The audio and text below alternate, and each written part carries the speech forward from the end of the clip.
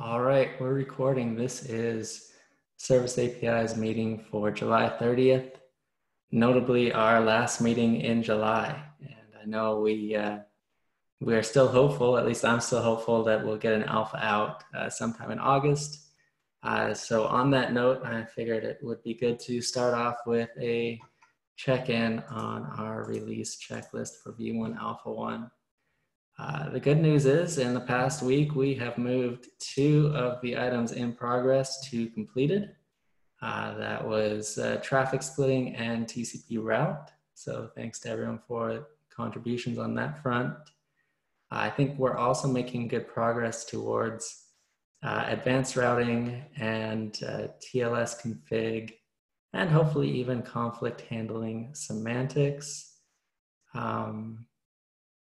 And I'm not as aware of what's happening on service level config or cleanup for status and conditions. I know that's one I just kind of threw on Damien because he happened to be he happened to have an issue open for it or a PR open for it. But yeah, I think we're making good progress here, and still hopeful that we can get an alpha out soon.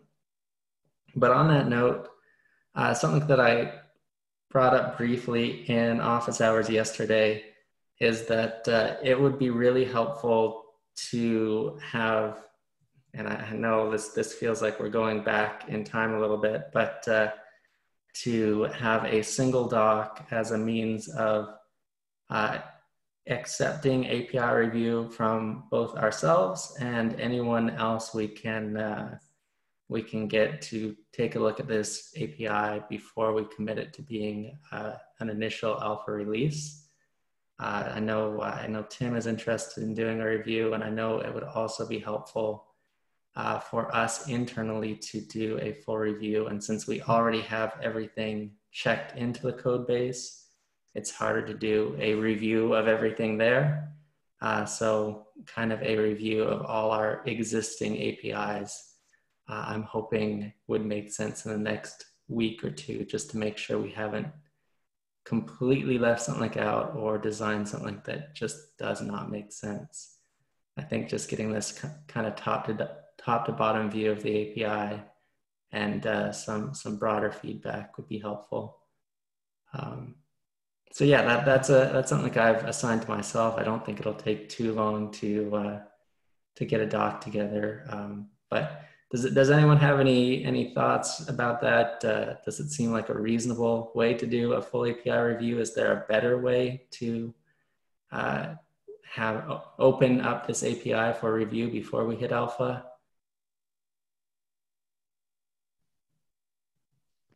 I don't know if there's a better way, but I think this is a good step, and Okay. I think that we'll get a nice bit of polish out of it.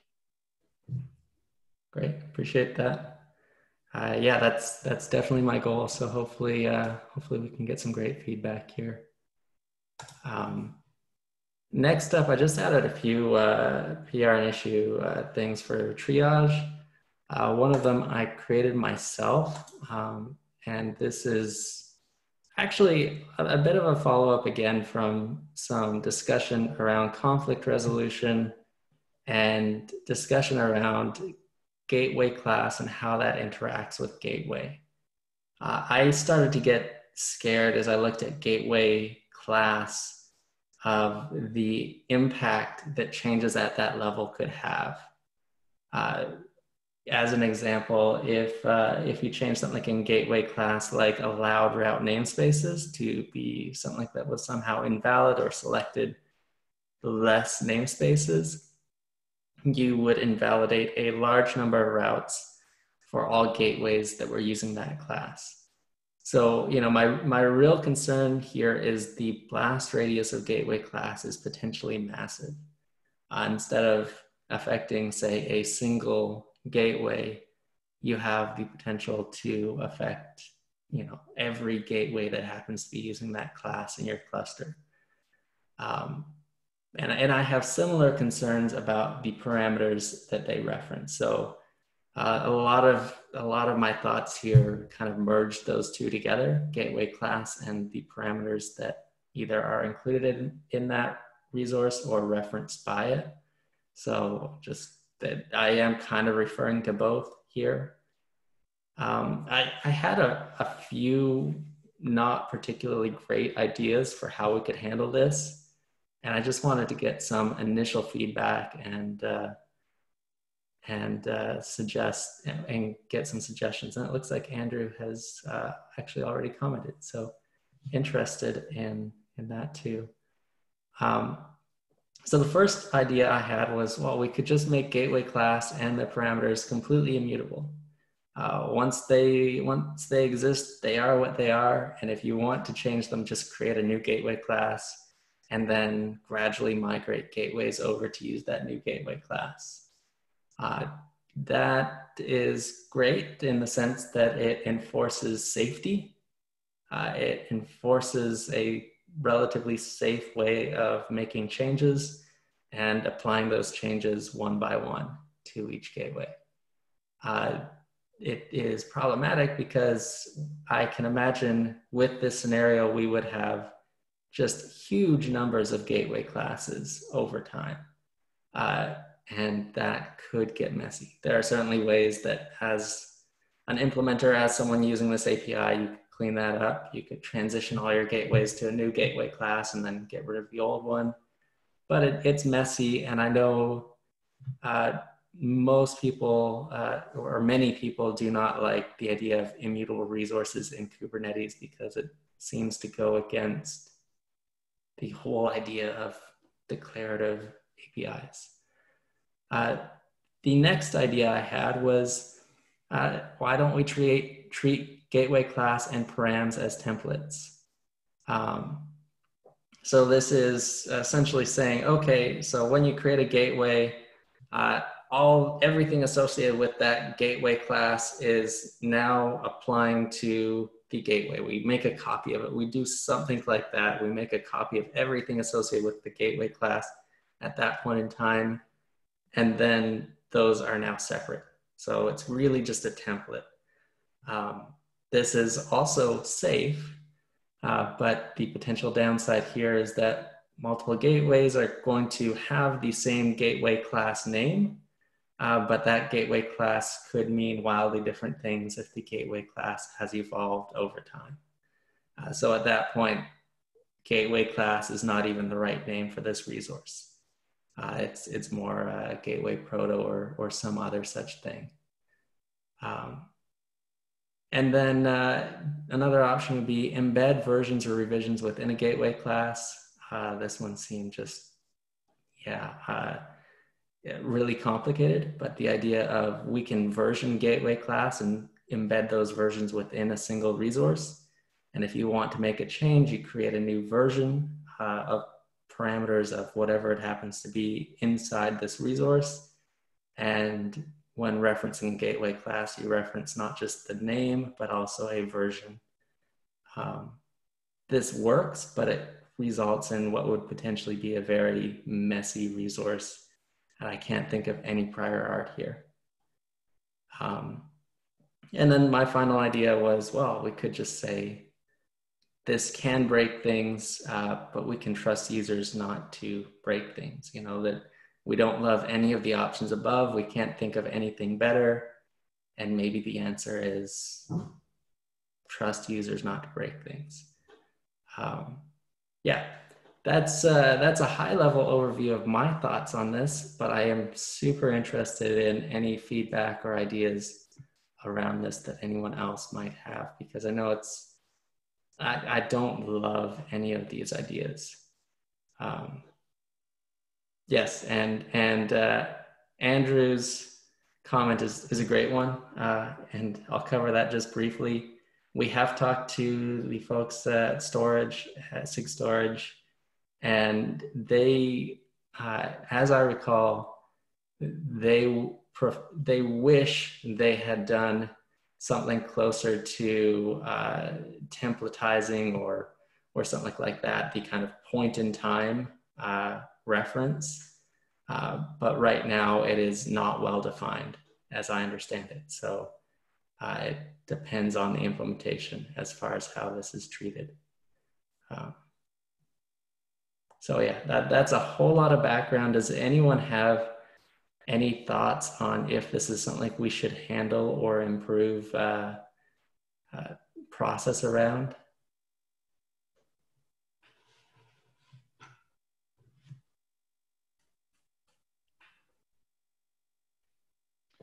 I think we need more experience with like, user feedback, like build something Yeah.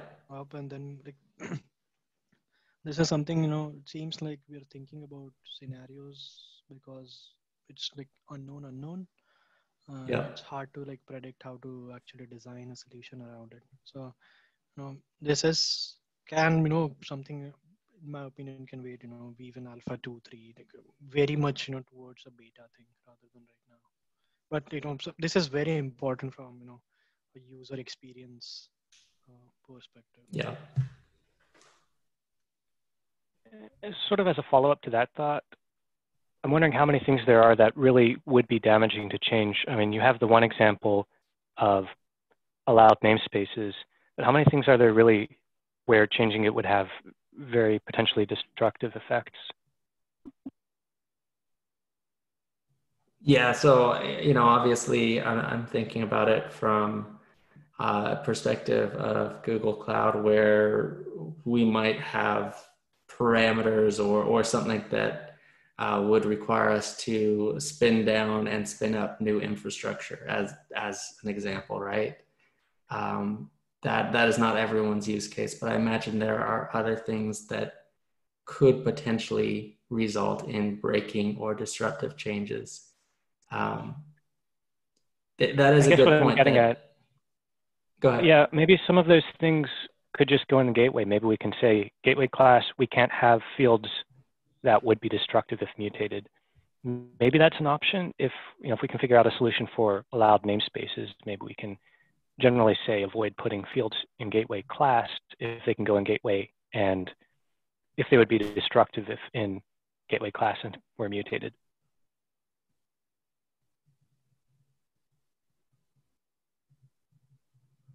Yeah, I think that's good guidance as well. I mean, what I keep on running into, and I've already somewhat covered, is the allowed fields that we currently have in gateway class that I proposed have also gotten really annoying and really potentially destructive.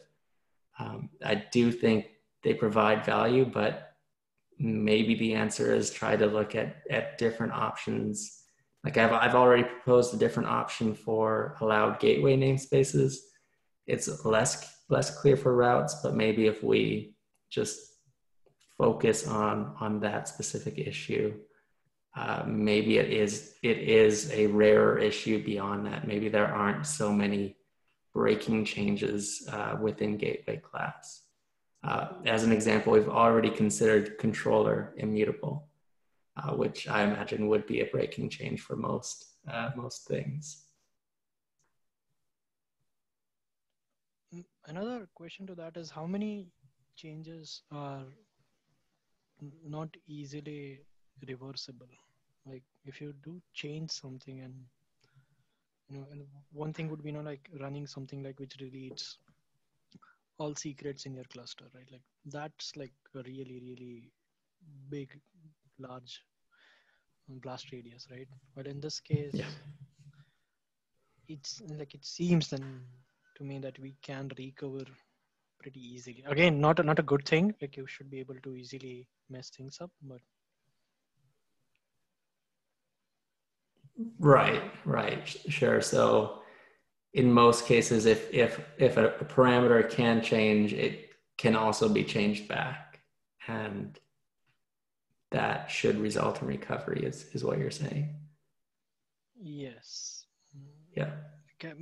I think there might be situations where that there will be some not easily reversible changes, like if changing something in the gateway class results in actually not renewal of certs, or maybe something gets deleted, something.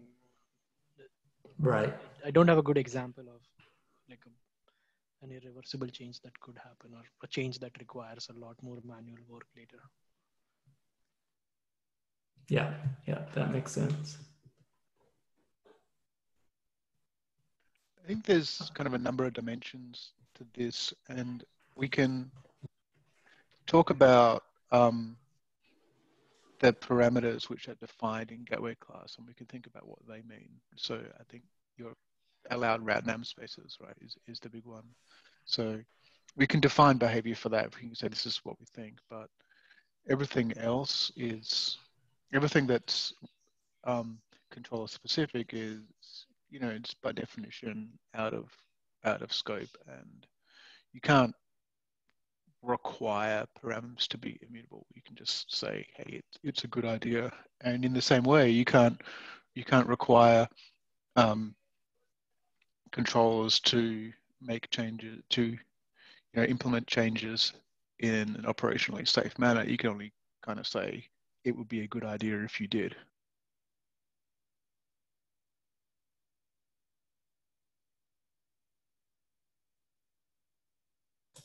That's great insight. Yeah, I agree, and I think the feedback I've gotten so far here is that this is likely not a big issue, or at least not a big issue for V1 Alpha 1, and something that we can aim to standardize post alpha. We should, though, if we were focused on anything, it would be finding a better solution for allowed route namespaces, because those are, or route namespaces, because those are very, very tied to this API.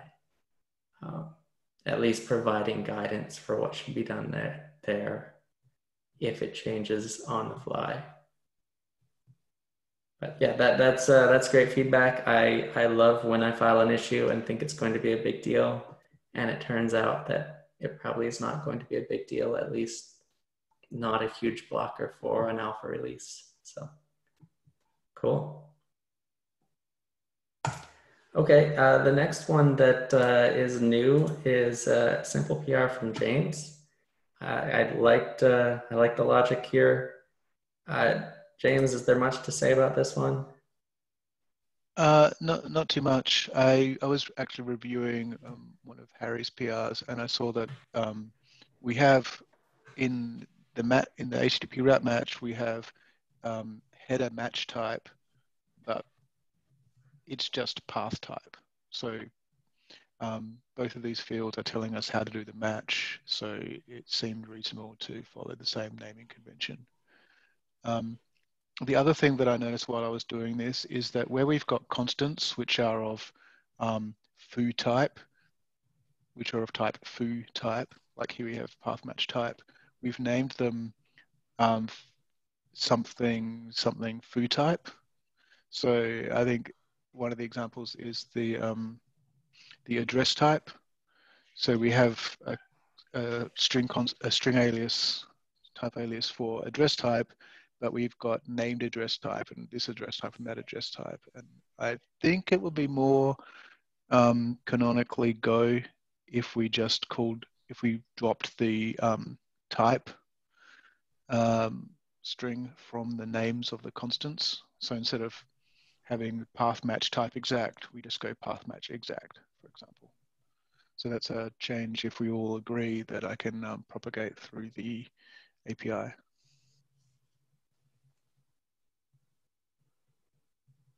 Yeah, I think that makes total sense.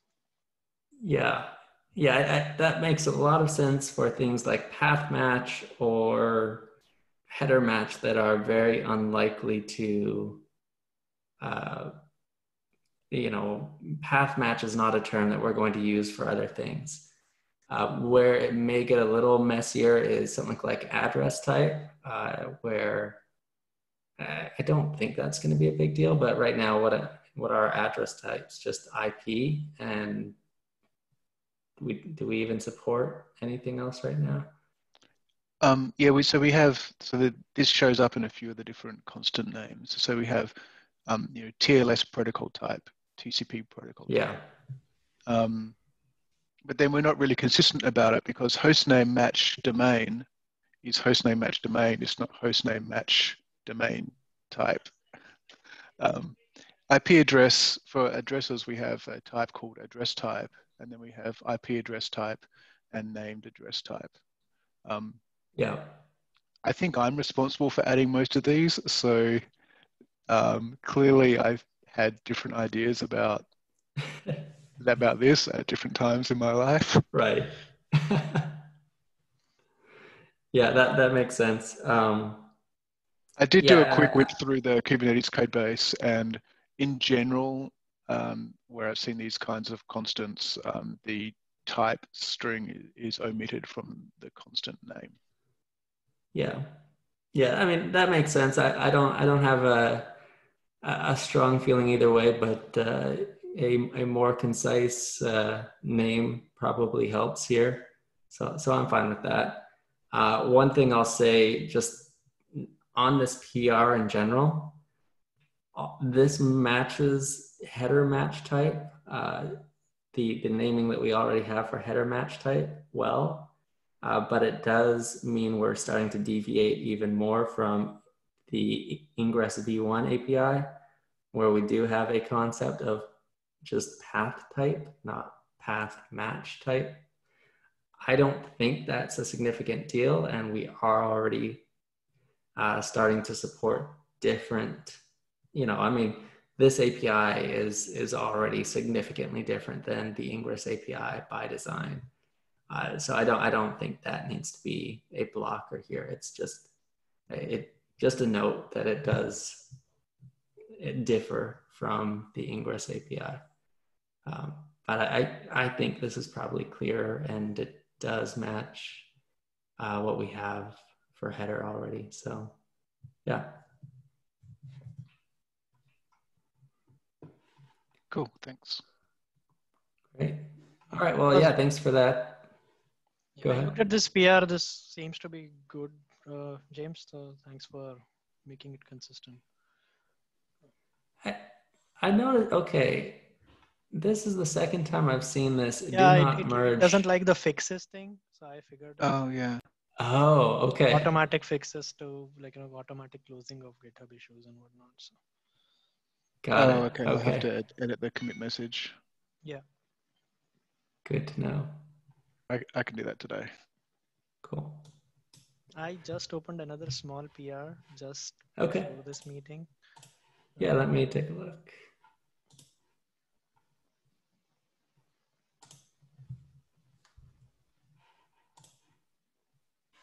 Oh, okay. Right. So without optional. If you look at CRDs, the generated CRDs. Oh, yeah. Okay. Yeah.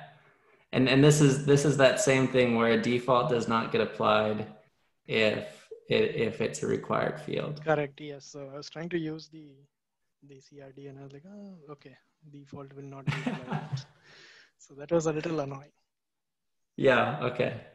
This is just the most consistent gotcha. There needs to be some kind of linting or something for the, this combination. I don't know. Yeah, and yeah, I'll say again, if anyone feels motivated, some kind of CI job that just tries to create these CRDs in a cluster and then apply our examples would go a long way to finding these little inconsistencies. Yeah, I would use it in Kong, so I'll buy you a beer if anyone does that. Cool. Yeah, cool. Yeah, this looks awesome. Thank you for fixing this. Cool. I'm just gonna go ahead and LGTM because I've run into this enough. Cool. Okay. Before I get into just a few follow-ups around conflict resolution, were there any PRs or issues or anything that we should discuss as part of this meeting today? Yeah, actually, I think, so I've got two open right now for SNI and UDP, and maybe we should start with the SNI one. But on each, James and Harry both had good comments that are probably worth discussing. Okay.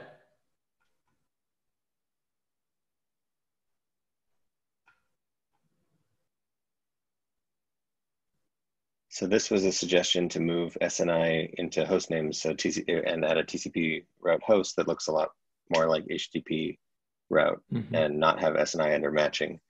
And James also provided really good pros and cons. James, I don't know if you want to talk about this.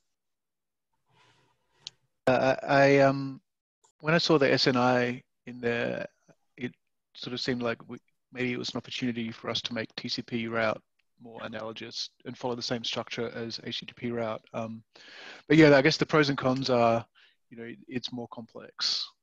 You end up with more layers of YAML. I don't know whether depending on how people end up using this, then we're forcing people to go through the hostname match, which is really only a TLS thing. And maybe if you're not using TLS, you still have, but even if you're not using TLS, you still have to pay the cost of thinking about going through those structures. An advantage is you get this extension ref. I did ask someone internally who's implementing this for L4 about whether this extension ref would be useful. I didn't get a strong yes or no. It seems like a maybe you could use it. I don't know about other implementations though.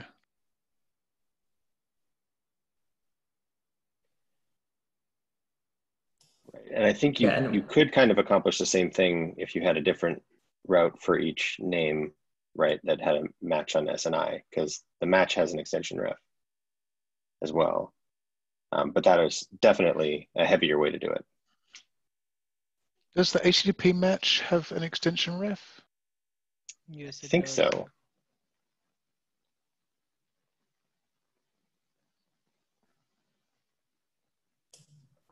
So we discussed this briefly in office hours yesterday, and unfortunately it looks like Bowie's not here, but one of his bits of feedback was that maybe instead of adding SNI support to TCP route, we could look into an SNI route. That's just, I don't think he's had a chance to comment here either, but that was just some feedback that I want to make sure gets captured in this discussion as well. I don't have super strong feelings about this. I think you can make a plausible case, for either of them, and I'm totally open to, I'm totally open that feeling that this is could be easily just a matter of taste rather than anything that's really has strong technical or engineering advantages either way. I feel the exact same way. So I think somebody with stronger feelings needs to weigh in here. I feel like a lot of the recent decisions here, oh, it looks like Bowie's here now. A lot of the recent decisions here have had a very similar feeling of there is technical merit with either of these, and it is hard to find a compelling reason to choose one over the other. But Bowie, since it looks like you're on the call now, did you want to just mention your thoughts about maybe using SNI route here instead of TCP route? Or maybe his audio is not connected yet. Okay. Yeah, we'll leave that one for now. I have one question though. We have been adding extension refs quite a bit. In some places, we don't even know if we need to add extension ref, but we are adding because the previous resource had it, right? And so, because HTTP route had it, we added someplace. And which is fine, right? Like the consistency is good. I totally appreciate that in an API. But I do have one concern, and I've been thinking about is adding extension points anywhere in APIs without having a good understanding of how they can be used and how they can be exploited seems a little risky, right? Like having extension point, but making sure this is how we intend you to we want you to use it, right? in these certain ways. And we probably won't be able to come up with an exhaustive list, but sort of giving an extension point a direction, right? Rather than people assuming, you know, oh, this is a point when I can use anything, right? Like it's because each extension point is sort of an annotation, like in Kubernetes, right? Like people will do whatever they can do or whatever is possible. So, and that comment is not specific to this PR specifically, but it's more of a general thing across multiple changes that I've seen. I think that's a good thing to even include. You know, I think that's probably forward looking to a V1 Alpha 1 release of this API. It, you know, even though I think we're saying V1 Alpha 1, we're not offering backwards compatibility, things can change, things can break. It's still always going to be easier to add things to an API than to remove them. Even if we're promising breaking changes or suggesting breaking changes will happen, it is definitely easier to add things as they're requested than to remove them, even though we don't know for sure that, you know, they're completely unused. So I get that, and I think even that this concept may go beyond just extension ref, though extension ref is probably the most obvious use of this, of things that we've added to the API that we're not entirely sure how they'll be used. You know, we have maybe very rough ideas for how you might add extensions at this point. Yeah, that's a good question. At the very least, I'll add it to my doc, or to our doc, for V1 Alpha 1 release, because I think that's something we need to answer as part of API review. Are there things in the API that we have right now that we could live without? Is that an appropriate interpretation of what you were saying, Harry? Yeah, totally. I mean, I think that's Okay. just sort of a concern, just, you know, thinking out loud, and, you know, everybody else can also just keep, like, see if it's, you know, relevant or not. I'm myself not too sure if that's a concern we should have at this moment. So that's good. I think we can just think about it at a later point of time and then come back. Okay, great. So I don't know whether someone mentioned this and I didn't hear, sorry if so, but, you know, having a concrete example, you know, for at least one resource, having an example, this is what you might use extension ref for with YAML definitions, that would be useful. It would help me think about it. So just some examples of how it could be used. Yeah, right. It would probably be onerous to have a full example for every point where we have an extension ref, but just an example for example, HTTP route.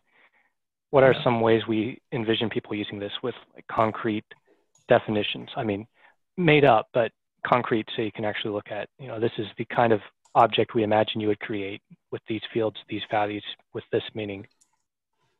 Yeah, that makes sense. And Bowie, it looks like your audio is working here. Just while you're here, do you want to comment? I know you had thoughts on potentially an SNI route here instead of adding SNI to TCP route.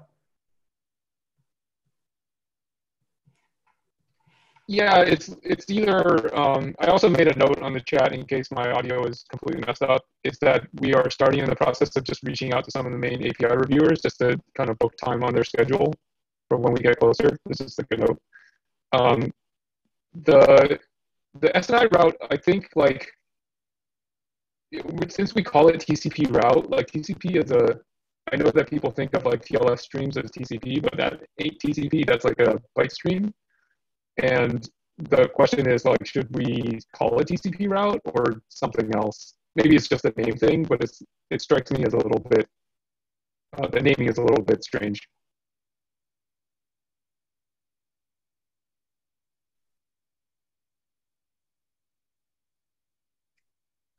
I do hear that. So go ahead.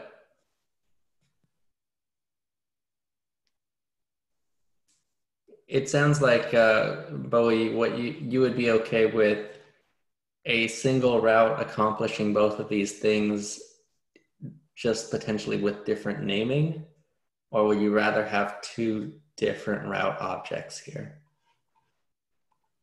That sounded to me like two different route objects, because TCP route still seems like a legitimate thing. Yeah. Yeah. Yeah, like one thing is like maybe we don't focus too much on the name right now and just kind of put the things that we think will go in there and then evaluate it. I think in the final form we shouldn't call things with SNI and TLS concepts a TCP route because the name feels not matching.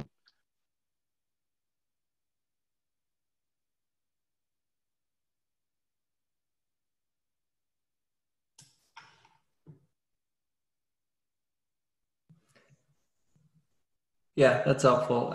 So if it were up to you, would you rather have SNI, hold off on SNI until we created a new route, or add it here and think about a rename or splitting it out later?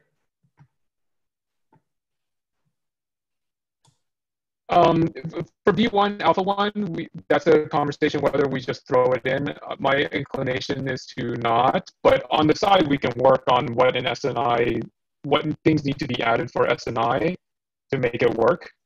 I just don't want to cut a version of the API where something is called TCP, but then it has like TLS stuff in it.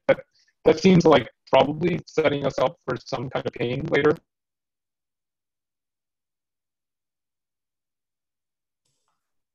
Yeah, that makes sense.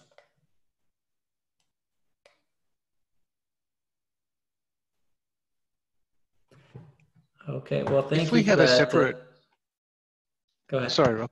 If we have a separate CID resource that would do SNI, are there any practical use cases for that supporting the ALPN protocols as well? Because I know you can split traffic on the ALPN protocol technically, but is there any kind of real world use case for that?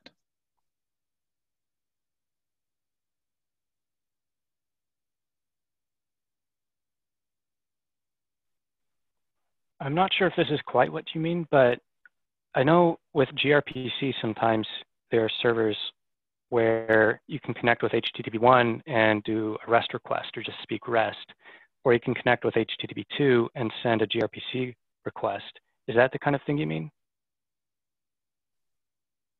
Well, so TLS lets you specify the protocol. So you could run HTTP and, I don't know, FTP, or HTTP and some game server over TLS on the same port and select the backend using the protocol. You would say, oh, I'm asking for H2, or I'm asking for my game protocol, and you could route that to different services.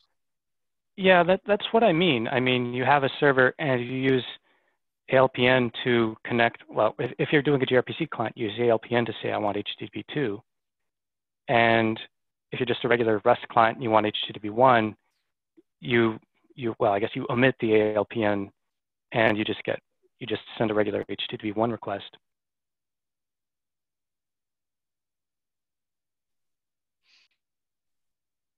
Yeah, you could do, okay, so basically HTTP1 and 2 is the use case that is mainly used there. Right. Then.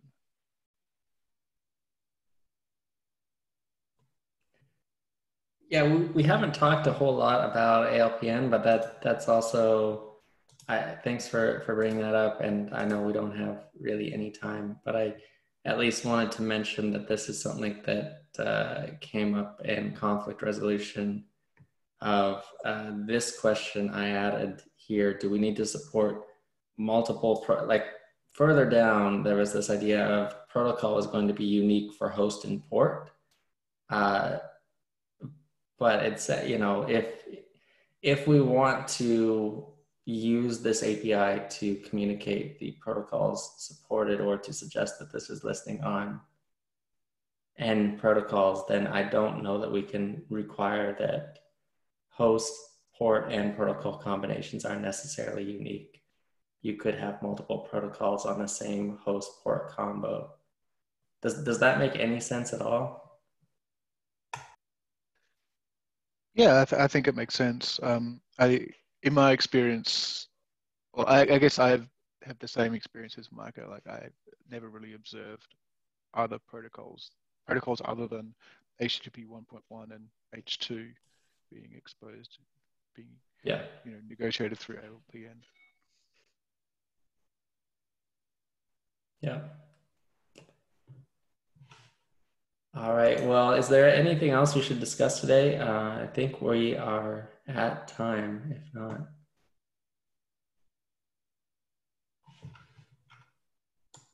All right. Well, thank you everyone for the help and discussion around this. This has been great. And we'll talk to you all next week. Thanks, Rob.